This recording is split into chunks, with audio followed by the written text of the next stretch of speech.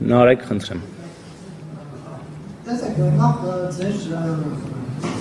թիկունքի ֆոնի հետ կապված ես լրության օրով, ընտրության օրով, երբ որ դուք այս ֆոնին ասում եք հրավիրել, սա արդյոք խախտում է թե ոչ, որովհետև ձեր ամբողջ քարոզարշավը այս նախադասության շուրջ էր կազմակերպված։ Պարոն Հարությունյան, դուք նշեցիք Բլում կանեք ձեր հեռուստաալիքներով, բայց մենք նայել ենք եւ արձանագրել ենք, որ դա խախտում չի, որովհետև դուք հիմա գտնվում եք մեր շտաբում եւ սա մեր շտաբի դիզայնն է եւ սա մեր շտաբի ուրեմն դիզայնն է եւ այս տարօրինակ կլիներ, եթե մեր շտաբում մեր քարոզչանյութերը չլիներ։ Եվ պարոն Հարությունյան, դուք որ նշեցիք օտարացի նաեւ գումարները, հա, դրվում մի կասեցիք։ Խնդրեմ առակայական ասեք, ովքեր են այդ օտարացիները, ովքեր են այդ ծովերը ներդնում եւ տեսեք, Կուրսկի 55 հոգին, Իրկուտսկի ցուցակը, այն Ուլյանովսկի FSB-ի հսկողության տակ գտնվող հայ համայնքի ղեկավարը, քիչ է, էլի? Էլի? Ինչ 200 հոգի։ Այդ 200 հոգին եւ քաղաքասարակության եւ համապատասխան կառույցների եւ նաեւ այն մարդկանց ուզում էին իրանք գնել իրենց աջակցությամբ բացահայտվել են, բայց մենք վստահ ենք, որ մի ահագին մեծ կտոր նաեւ չի բացահայտվել այս պահին գոնե։ Եվ պարոն Ալեքսանդր, տեսեք, դուք ասում եք մեր ձայնագրությունների ֆոնին մեր այս բանն մի ձայնագրություն են մատնացույցանում։ Տեսեք, հակապրոպորցիոնի ձայնագրությունների ֆոնին ասում եք մի դասախոսի ձայնագրություն է կանում մատնացույց։ Գրադարանավարի։ Հա, գրադարանավար։ Բայց մի խանավիրինը գրադարանավար է, թե դա Գրադարանավարը։ Գրադարանավարը։ Որը երկու կուրսի կուրս ղեկ է եղել, որը կարող է համոզել։ Արտաշատում ֆակտոր թիվիներ ֆիքսել, որ եկել են վարչապետի համար 2 տարով օրինակ մշակույթի տան անձնակազմը դիմավորման հարավություններ արել, բյուրականի դեպքը, դուք կարծում եք մարդու Բյուրականի ինչ դեպք։ որ ասում էր մեր մարզպետը գալի է, պետք է գնանք դիմավորել նորենը, հաց դուք ներկայացած մշակույթի բաժնի հետը Սիսիանում որ տանում են մեկ այլ բյուրում։ Լավ, պարոն Կիրակոսյան, եկեք ես հենց ասեմ, ես ձեր հարցը հեշտացնում, չէ, Հայաստանի Հանրապետության բոլոր մարզերում, Հայաստանի Հանրապետության բոլոր քաղաքներում կան շատ ու շատ ուսուցիչներ, որոնք մեզ սատարում են ու գալիս են մեր միտինգներում։ Շատ, անչափ շատ, անասելի շատ։ Ես Չէ, մի վարքյան, պարոն Կիրակոսյան, ես կարամ ձեր հետ առաջին հայացքից համաձայնվեմ, որ գուցե էթիկապես ճիշտ չի, ասենք կուրսի չաթում կամ չգիտեմ, մասնագիտական կոլեկտիվ չաթերում կամ նմանատիպ վայրերում նմանատիպ հաղորդագրություն գրելը կարամ համաձայնվեմ։ Բայց մյուս կողմից դա ներկայացնելը որպես ընտրախախտում կամ բերել նորից եմ ասում, էլի նույն հարթության վրա դնել մարդկանց առուծախի հետ, կներեք էլի, մարդկանց արժանապատվությունը քեշ փողով առնելու հետ, մարդկանց արժանապատվությունը ստորացնելու հետ, մարդկանց ճակատին գնապիտակ կպցնելու հետ։ Ես կներեք, համաձայն չեմ, հիմա գտնում եք էթիկապես ճիշտ չի շատ լավ։ Մենք մի դեպքում խոսում ենք քրեական հանցագործության մասին, մյուս դեպքում պետք է ասեք ինչու եք մեղադրում վարչական ռեսուրսից, հա, չարաշահում։ Նույնիսկ եթե խոսում ենք այն մասին, որ դա ենթադրյալ վարչական ռեսուրսի չարաշահում է, դա հանցագործություն է, թե մի րոպե, քրեական հանցագործություն է, թե հանցագործություն չի։ Ես չգիտեմ, ես դատավոր չեմ։ Դե որ չգիտեք, բա ինչ եք հավասարացնում այդ երկու բաները ինչու եք հավասարացնում։ Տիկին Մանուկյանն էր ասում, վարչական ռեսուրսի աղաղակող բարձրաձայնումները, եկեք ինչ ծեծի մաս։ Բայց ես պատասխանեմ ձեր հարցին։ Ով ծեծ, կներեք, ով ծեծ։ Ինչ ընդդիմադիր, ինչ ծեծ։ Ով էր ծեծով։ Դա ներողություն ձեր աղաղակող վարչական ռեսուրսի հետ ինչ կապ ունի։ Կներեք, էլի, Տիկին Ջուլակյան, 1000 ներողություն։ Դրա մասին առաջին անգամ եք նոր խոսում։ Մենք վարչական ռեսուրսի մասին ենք Որի մասին է խոսքը։ Տիկին, հարգելի գործընկերներ, այն որ մենք բավականաչափ երբ որ երկուստեք բաներ բախում էր եղել։ Այն ավտոբուսն Հարգելի գործընկերներ, այն որ մենք բավականաչափ մեծահոգի ենք ու բոլոր լրատվականներին ընդդիմադիր ովքեր որ գրել են ՔՊԱ-ականները ծեծի են ենթարկել ինչ որ մեկին դատի չենք տվել ու 9 միլիոն դրամ չենք պահանջել պնդելով ապացուցեք դե հետո վատեղ ՔՊԱ-ական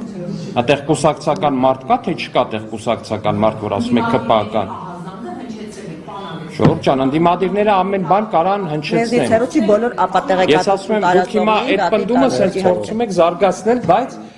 լրիվ ակնհայտ է սիրելի քաղաքացիներ ինձ թվում է, որ մի դեպքում մենք գործ ունենք հստակ, արդեն կարելի է ասել ապացուցված, բոլոր ձայնագրություններով, բոլոր ապացույցներով առկա աղաղակող փաստերի հետ, որ մարդկանց առու վաճառքով են ոմանք զբաղվում, իսկ մի դեպքում գործ ունենք ընդհանրապես ինչ-որ բայց ես ձեզ ներողություն եմ խնդրում, էլի, վարչական ռեսուրսի հետ կապված հարգելի գործընկերներ։ Ես ձեզ ամենայն պատասխանատվությամբ կարող եմ ասել, որպես կենտրոնական շտաբի ղեկավար։ Ես նոյեմբեր ամսից շտաբի ղեկավարն եմ։ Կես բառ հանձնարարական վարչական ռեսուրսի կիրառման վերաբերյալ կենտրոնական շտաբում չի եղել։ Կենտրոնական շտաբի ղեկավարի տեղակալը Տկեն նախարարն է։ Կես բառ, կես հանձնարարական իր կողմից այս առումով չի եղել։ Մենք ներողություն մի ընդհատեք ինձ։ Մարզպետերի կողմից դուք որևէ փաստ չեք կարող ներկայացնել, որ որևէ մարզպետ ուղղորդել է, պահանջել է կամ հանձնարարել է, որ վարչական ռեսուրս կիրառվի։ Դուք չեք կարող ուղղակի անել, որովհետև այդպես չի եղել։ Ներքևի օղակ, եթե 3-4 կարող եք ներկայացնել, ես նույնիսկ ձեր հետ կարող եմ համաձայնել, որովհետև հարգելի գործընկերներ, մենք մեր հեղափոխությունից շատ երկար ժամանակ չի անցել, եւ մենք ապրում ենք մի այդպես հասարակության մեջ, որտեղ մի մասի մոտ այդպիսի բարքեր այնուամենայնիվ պահպանվում է, եւ մենք չենք բացառում, որ կարող է այդպիսի երևույթներ լինի, բայց մենք դա պետքա նաեւ չորդ իշխանությունը, մեզ պետքա օգնի դա հստակ արձանագրել, հստակ, որ խնդիրը լուծվի, ոչ թե ինքնանպատակ ապա տեղեկատվություն տարածել։ Մենք նկատի, ես այդ բառը չեմ սիրում արջի ծառայություն, ինչ որ մեկը ինքնագործունեությամբ է զբաղվել։ Արջի ծառայությունը տենց բան է, արհեստական ինչ որ այլ լեզվից թարգմանած նախադասություն է եւ բառակապակցություն է, որը ես չեմ ուզի օգտագործել։ Մեկը ինչ որ զբաղվել է ինքնագործունեությամբ, որը կոնկրետ այս արմավիրում տեղի ունեցածի վերաբերյալ է։ Ես ինքը զբաղվել եմ դրանով եւ դա դասական առումով ինքնագործունեություն է, որ մարդը տենց փորձել է, հա, եւ ծառայողական քննություն էլ կա, եթե չեմ սխալվում, ԿԳՄՍ-ի կողմից եւ նաեւ նույն բառապաշարը, երբ որ դուք լսեք արմավիրի համապատասխան աշխատակցի կողմից արտաբերված, դրանք սարեր ու ձորեր էլ նախկինում վարչական ռեսուրսի կիրառման առումով, քան հիմա կա։ Այսքանը եւ ներողություն մի բան էլ չեմ կարծում, մի վարքյան ես ավարտեմ նոր եւ ընդհանրապես քարոզարշավի գալու հետ կապված։ Ես կարծում եմ, որ մենք այս ընտրություններից հետո նաև նայեք դուք հարց տվել եք եւ չեք պատասխանել լսում եւ ձեր ինչ որ հեռախոսի մոդելի մասին եք քննարկում անում այո դա նշանակում է որ քարոզարշավի հետ կապված հարգելի գործընկերներ ես կարծում եմ որ մենք քաղ հասարակության հետ նաև լրատվամիջոցների հետ ընտրություններից հետո մի քննարկում պետք է ունենանք ինչու որովհետև նայեք մեր քարոզարշավը տևում է 28 օր 28 օրվա մեջ մենք գնում ենք բոլոր մարզեր եւ քաղաքներ դիցուկ ժամը 10-ին հասնում ենք աշտարակ հասանք աշտարակում կան բազմաթիվ պետական ծառայողներ կան բազմաթիվ համայնքային ծառայողներ եւ այլն եւ իրանք ուզում են իրենց վարչապետին կամ վարչապետի տեխնացուին լսեն մենք իրենց զրկում ենք այդ իրավունքից մենք պետքա ձևը գտնենք որ այդ մարդիկ լիարժեք քարոզարշավին մասնակցելու հնարավորություն ունենան եւ մեր հարգելի գործընկերներ լրագրողները դա չդիտեն որպես վարչական ռեսուրսի օգտագործում։ Այստեղ մի տարբերակ կա, որ մենք այսպես իրավական գիտելիքի հետ կապված խնդիր ունենք, որ այդ մարդիկ կարող են արձակման թերթիկներ լրացնել, այդ թերթիկը ունենան իրենց մոտ, գան այդ քարոզարշավին, հետո գնան էլի իրենց գործին, որը չեն անում, կարող են սա անել, բայց մենք պետքա ձևը գտնենք, որ օրինակ առավոտյան երկուշաբթի օրը առավոտյան ժամը 10-ին, եթե ԿՊ-ն գնում է քարոզարշավի կամ ցանկացած ուժ եւ այդ մարդը ուզում է գնա այդ քարոզարշավին, ինքը ունենա այդ հնարավորությունը անելու եւ հետո չընկնելու եւ չթիրախավորվելու եւ կներեք այս բառն էլ պետք է օգտագործեմ ձեզանից ոմանց կողմից բուլինգի չենթարկվելու համար։ Համեց մի վարքան դուք հարց եք տվել այս կողմը։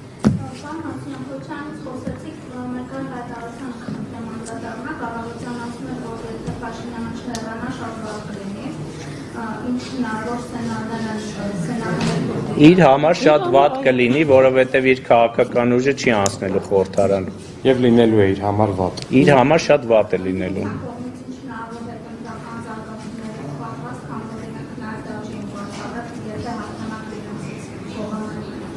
Ես կարծում եմ, որ այսօր ընդդիմության այն մյուս լիդերը արդեն նահանջի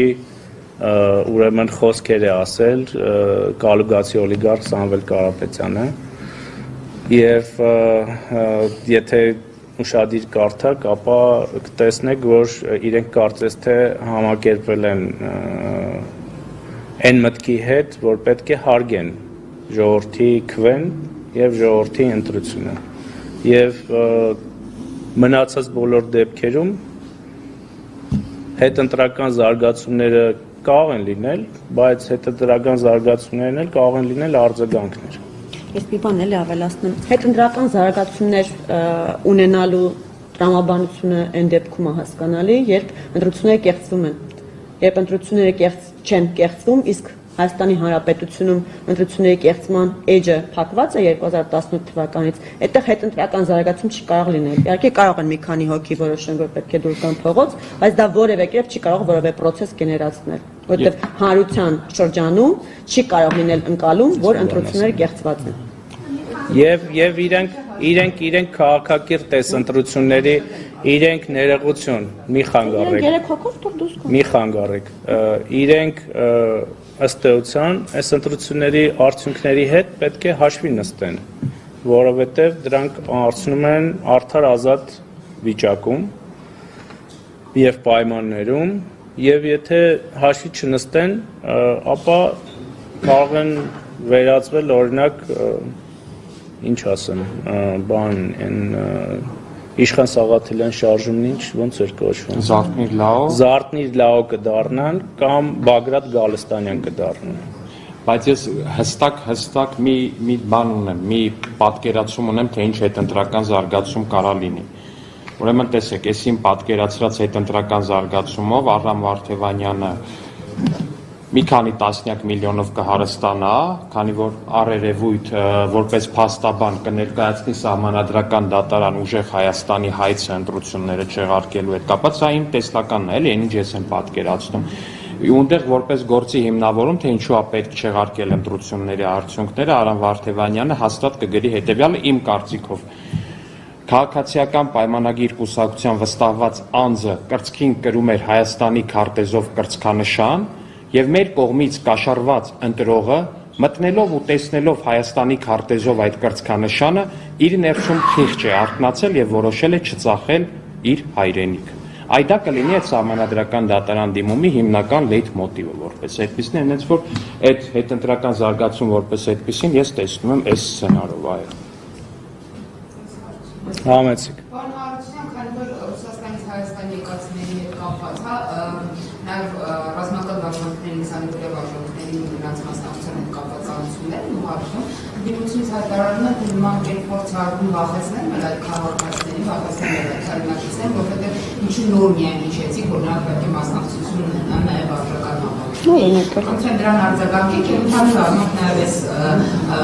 հաց կոնտեքստում նայեք, եթե օրինակ դրանց մեջ լինեն բազմաթիվ մարդիկ, որոնք այո, ամենը մի քանի ժամով եկել են, պետք է մասնակցեն քրեատիվությունը կատարեն եւ տեղադրեն։ Այդ դեպքում նրանց մասնակցությունների լավ վարժական քաղաքների ինչպես է տեղի ունենա։ Դե իրենցից մեծ մասը տենց երևի կյանքում առաջին անգամ հիշեց, որ ընտրություններով քաղաքացիական պարտքը պետք է տա, եւ պաշտպանության նախարարությունն էլ կարծես դե որ տենց միտք է մոտը հղացել, ըստեղ էլ մի պարտքել կա քաղաքացիական, որ պետք է տա մասնակցի վարժանքներին։ Մնացած իրավական կողմը, թե քանի ժամով են գալիս, դա ինչ հետևանքներ են ունենում, անկեղծ ասած ես պատասխանատվության, համապատասխան օրենքի կամ քրորի կետերին ծանոթ չեմ, երևի հարցում անեք պաշտպանության նախարարություն։ Ես գիտեմ, որ պատասխանատվություն կա, բայց ինչ պատասխանատվություն է դժվար եմ ասել։ Քրեական պատասխանատվությունն է վարչական։ Այսինքն եթե օրինակ չմասնակցել 1-ից 3 տարի, Այսինքն եթե ծանոթագիրը ստացել է եւ պաշտպանության նախարարությունը ունի ցուցակներում, որ իրենց պետք է համապատասխան մարդուն վարժանքների պետք է տանել, իրենք պարտավոր են ենթարկվել դրան եւ չկատարելու դեպքում համապատասխան հետևանքներ կան։ Չէ, բայց կներեք, այս թեման ինքը շատ կարևոր է, էլի։ Այսինքն մենք որպես քաղաքացի ո՞նց ենք նայում այս հարցին։ Հայաստանի Հանրապետության քաղաքացիները, որ հիմա մեզ նայում են, ովքեր ծնվել են Հայաստանում, ովքեր ապրում են Հայաստանում, ովքեր պատերազմի ժամանակ օրինակ որդի են ունեցել պատերազմում, ովքեր իրանց որդիներն են հիմա կամ ուղարկել ծառայության ու ծառայում են հիմա։ Նայում են հարցազրույցը Շանթ, ուրա Շանթից ով կա լրագրողներից։ Դուք, Շանթը։ Հարցազրույցը անում տենում են այնտեղ հետևյալը։ Մի մարդ օդանավակայանում կանգնած ասում է հետևյալը. ես եկել եմ քվյարկեմ, 7-ի իրիկունը հենց 7-ին գնալու եմ։ Խի, որտեվ կարող է դե իրավիճակը մի քիչ վատանա, երեխեքի հետ եմ, բա երեխեքից չեմ թողնում։ Այն դուք չեք դրա որպես քաղաքացիներ, դուք իշխանություն եք, եթե օրենսդրական բաց կա, բան արեք։ Դա օրենսդրական բացի հարց չի, պարոն Կիրակոսյան, ցանկացած Հայաստանի Հանրապետության քաղաքացի իրավունք ունի քվյարկելու։ Ես այդտեղ բարոյական կամ քաղաքական կամ առհասարակ մարդկային բարոյական արժեքների մասին եմ խոսում։ Մարդկային բարոյական արժեքների տեսանկյունից Հայաստանի Հանրապետության քաղաքացին ո՞նց կարա տանը նստի նայի, թե ո՞նց է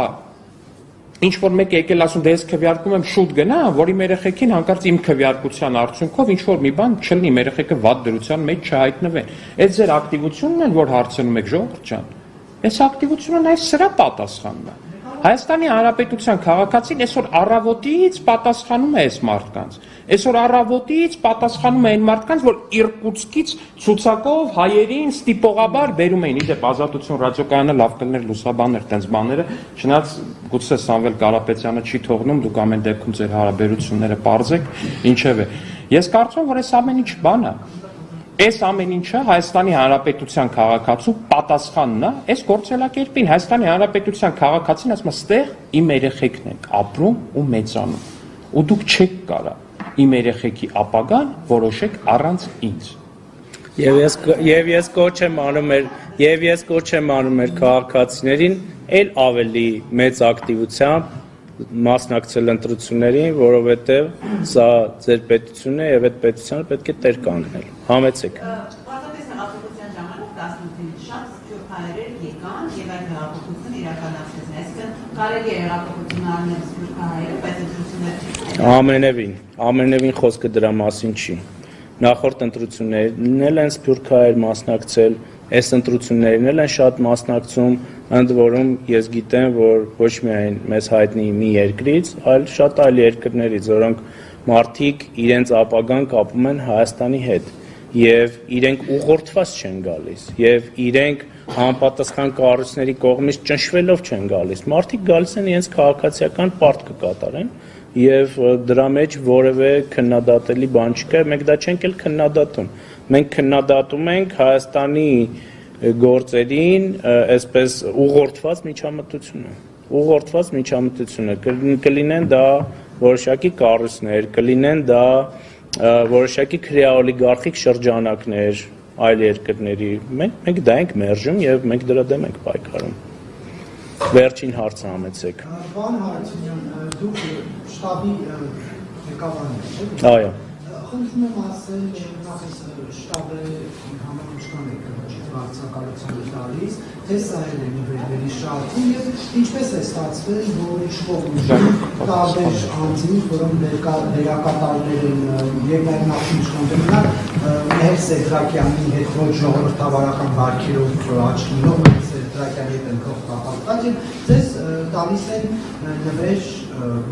շտաբի տարածք, սա ինչպես կմեկնաբանեք եւ արդյոք սա շահերի գաղտնի չի լինել։ Ես այդ հրապարակումը տեսել եմ, չեմ հիշում հետքիններ, թե ազատությաններ, որտեղ նշվում էր նվիրատվությամբ տրված տարածքները, բայց իրենք մոռացել են նշել, որ ընտրական օրենսգրքով անվճար ոչ մի բան չի կարող լինել եւ կուսակցությունը դրա համար համապատասխան հաշվարկներով վճարումներ կատարում է, այսինքն այն ժամանակահատվածում, որտեղ օրենքով սահմանված է, որ այդ ֆինանսավորումը այլևս քարոզարշավի իրականացվում է ընտրական հիմնադրամից, մենք բոլոր տարածքների համար վճարում ենք, բոլոր անխտիր տարածքների համար մենք վճարում ենք իրականացնում։ Կոնկրետ այս տարածքի կամ այլ տարածքների վերաբերյալ կոնկրետ թվերով ես այս պահին կդժվարանամ ձեզ ասել։ Հարգելիս, դա եթե նույնիսկ նվիրատվություն է ձևակերպում, այդ ժամանակահատվածում, նախընտրական ժամանակահատվածում, որտեղ երբ օգտագործվում են այդ տարածքները, դրա համար կուսակցությունը եւ նախընտրական հիմնադրամը վճարումներ է կատարում։ Այդ մարդկանց նվիրատուին, այո։ Բայց կներեք, էլի հազար ներողություն, սիրելի լրագրողներ, այստեղ բոլորը տեսնեք, ինձ մի վարքյան, էլի սիրելի լրագրողներ, բոլորը տեսնեք, ես չեմ խոչը, հարց եմ տալիս։ Ներողություն, ես մի բան էլ ավելացնեմ, էլի, սրա հետ կապված, եւ եթե չեմ սխալվում հաստատ, բոլոր այդ թվերը, բոլոր պայմանագրերը կցված են մեր հաշվետվություններին, որոնք ներկայացված են կենտրոնական ընտրական հանձնաժողով։ Առաջին հաշվետվությունը ինձ թիվը ասեցին, մենք 1600 էջ հաշվետվություն ենք ներկայացրել։ Երկրորդ հաշվետվության թվերը չեմ հիշում, գուցե ավելի քիչ են, բայց ուրեմն թղթերի քանակը, բայց էլի շատ կլինի եւ հիմա նաեւ երրորդն ենք ներկայացնելու արդեն կարծեմ 10-ին, եթե չեմ սխալվում ամսին, էլի կարող էլի հստակեցրեցի ես արդեն դա մեր ուրեմն հարգելի պարոն Կիրակոսյան, վերցրեք օրենքները կարդացեք, որ մեր ուրեմն մամուլի ասուլիսները չվերածվեն այսպես երկխոսությունների եւ դուք տարբեր լրատվամիջոցների այսպես ոչ բարեխիղճ հրապարակումների արդյունքում արդեն մենք հոգնել ենք ճիշտն ասած անբարեխիղճներին մեկնաբանելով։ Եկեք մի հատ sense բան ասեմ, էլի հարգելի գործընկերներ։ Քաղաքացիական պայմանագիր կուսակցությունը Հայաստանի պատմության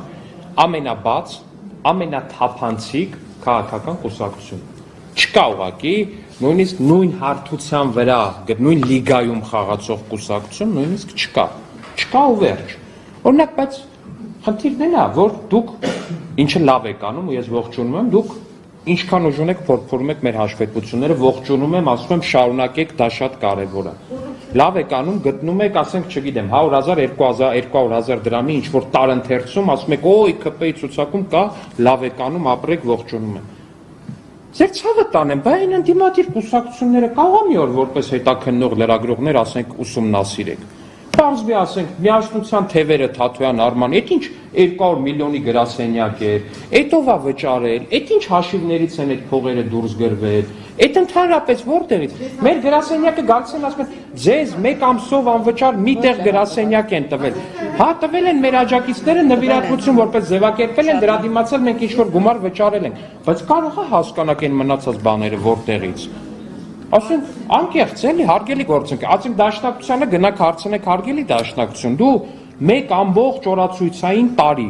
ընդամենը մեկ նվիրատվությամբ ո՞նց է կուսակցություն, պայել են էլ եթե այդ նվիրատվությունը եղել է ուշադրություն բնամթերքով։ Ասենք ո՞նց ես դու այդ պահել։ Ես հասկանում եմ, ողջունում եմ, նորից եմ ասում, որ դուք ԿՊ-ի նկատմամբ ուշադիր եք, դա մեր համար շատ կարևոր է, խնդրում եմ եռապատկեք ձեր եռանդը, բայց դաշտի մյուս կուսակցություններին ուշադրություն դարձրեք, ժողովուրդ ջան, որտեղ այս պահի դրությամբ այն ինչը ես եմ տեսնում, կա քաղաքացիական պայմանագիր կուսակցությունը, որը խաղում է խաղի կանոններով, հա մեկը կարող է մի բան անուշադրություն լինի, մի բան այս կողմը լինի, մի բան այն կողմը լինի, թեթև փոքր աննշան թերություններ կարան լինեն, ինչը անհնար է այսենց մեծ տեսակառույցների դեպքում, որ չլինեն, ու մեր հաշվապահները օր ու գիշեր աշխատում են օրինակ, բայց չեք հարցնում, օրինակ Արման Թաթյանին այսօր հարցրել եք, ով է այսօր հարցրել իր կուսակցության գրասենյակների մասին, ճեպազրույց եք արել, ով է հարցրել, ոչ մեկ, չեք հարցրել, ժողովուրդ ջան, չեք հարցրել, ոնց ինչ գործ տան, հիմա ինձ գանացել ես նարեկի բատ վերավորես, ես շուրջամ ասել եմ ուսը ավելի բատն է, Չէ, ուղղակի երբ որ դուք անընդհատ նույն թեման առաջ եք տանում, մենք էլ որպես քաղաքական գործիչ կարող ենք չէ ձեզ հակազդել եւ ներողություն հակադարձել եւ ասել ի պաշտպանություն նաեւ մեր կուսակցության, երբ որ պարոն Ալեքսանյանն ասում է ամենաթափանցիկն է բոլոր կուսակցությունների մեջ, ասել բայց նույն թափանցիկությունը ինչի ուրիշներից չեք պահանջում։ Ազատությունը, ֆակտորը Նյուզեյը